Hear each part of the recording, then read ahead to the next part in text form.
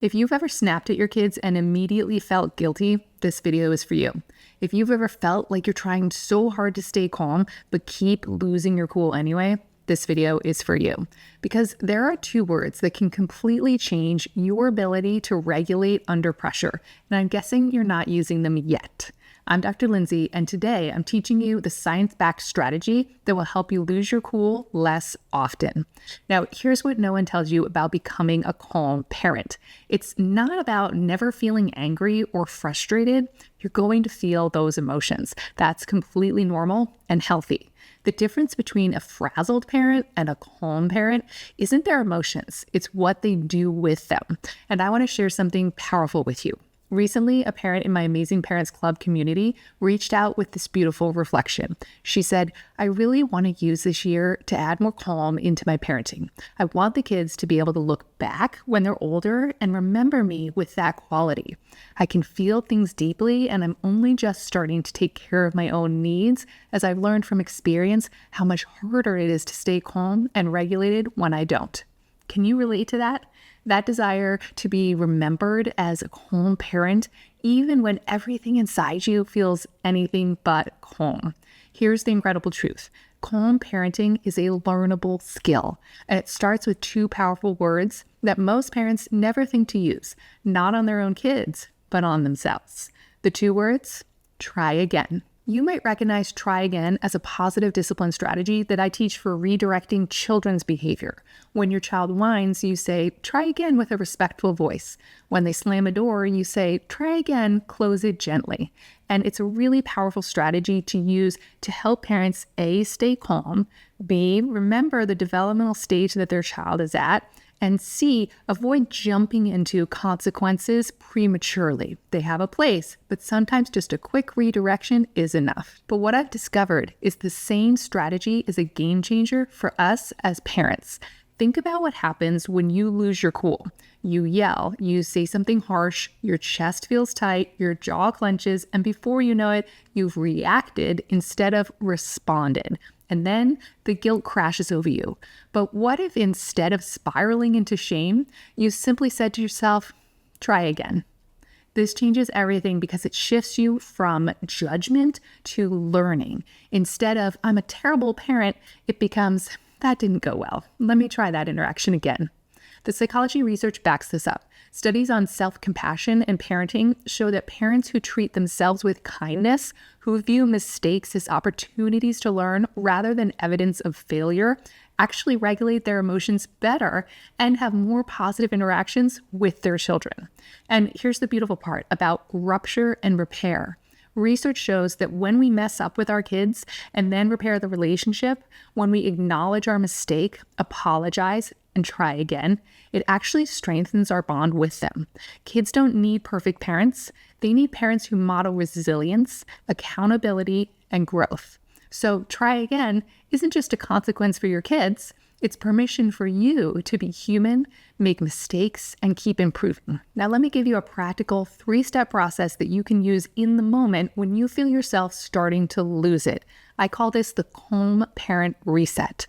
That moment when you feel your frustration rising, your chest tightening, your voice about to raise, pause. Take one deep breath. Just one. Research on stress regulation shows that deep breathing activates your parasympathetic nervous system, which literally calms your stress response. You're not trying to eliminate these strong emotions that you're feeling. You're buying yourself 3 seconds to choose to respond instead of reacting on autopilot. You can also try box breathing. Breathe in, hold, breathe out, hold. And if needed, you can do more breaths. You can do more cycles around the box.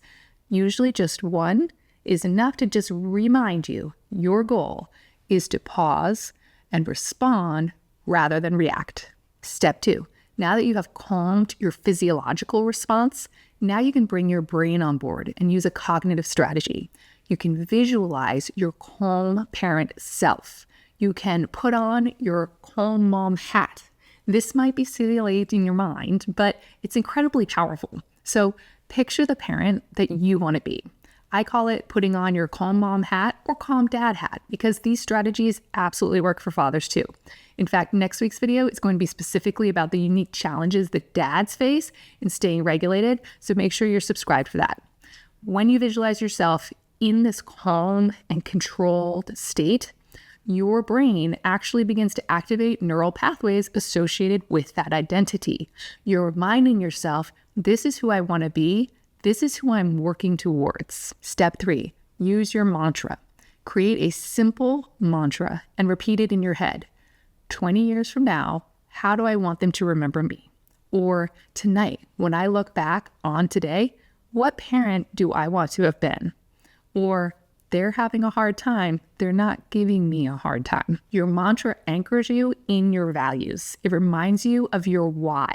So research shows that connecting to our core values in moments of stress actually improves our emotional regulation and decision making.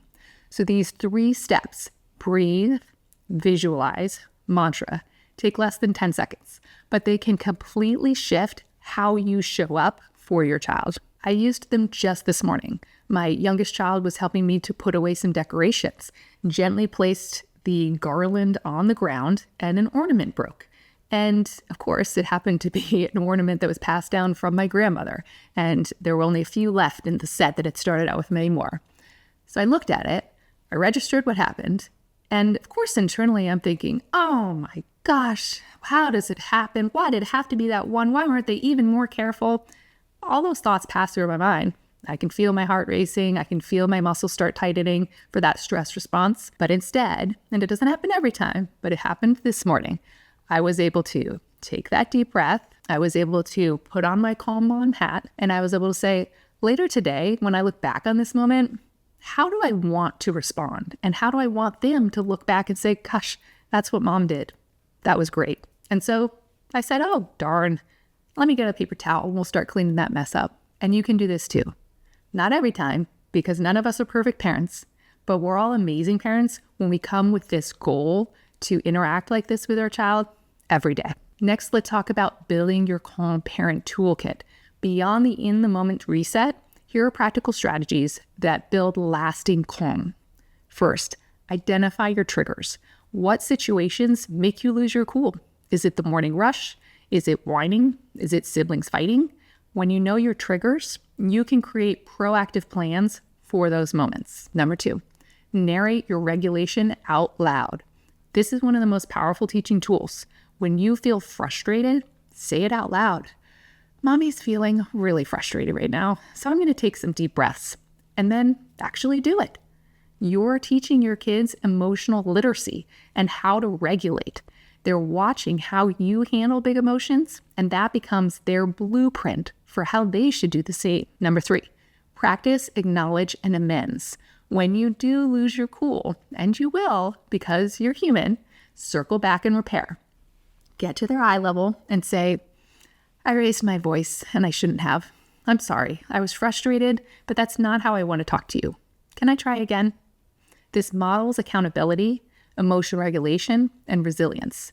Your kids learn that mistakes don't define us. How we respond to mistakes does. Number 4, address your nemesis of good behavior.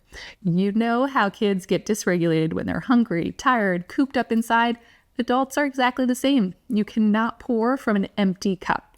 So treat your self-care like a non-negotiable appointment. Even 5 minutes of something grounding, morning coffee alone, an evening walk, bedtime reading, builds your baseline capacity for calm. Number 5, lower the bar when life is hard. If you're sick, work is stressful, you're dealing with hormonal shifts, or life is just overwhelming, give yourself permission to survive, not thrive. Calm can wait. Sometimes good enough parenting is more than enough parenting. Number 6, get professional support when needed. If you are consistently struggling to stay regulated, talking to a therapist isn't failure. It's intentional parenting. Taking your mental health seriously makes you a better parent. Now let's talk about the science of self-compassion. Here's something crucial. Research shows that self-compassionate parents are actually more effective, not less. When you're kind to yourself about your parenting struggles, you're less defensive, more open to feedback, and better able to regulate your emotions. The narrative that you need to be perfect or harsh on yourself to be a good parent, that's completely backward. Self-criticism activates your threat system and makes regulation harder. Self-compassion, on the other hand, activates your caregiving system, the same system that helps you be patient and nurturing with your kids. When you talk to yourself the way you talk to your best friend, you free up emotional resources to show up calmly for your children. Progress over perfection, always. Now let me leave you with this. The calm that you're building now becomes the legacy you leave your children. They don't need to remember a perfect parent. They need to remember a parent who kept trying, who repaired when things went wrong, who modeled resilience and growth. 20 years from now, when they think back on their childhood, they won't remember every time you lost your cool.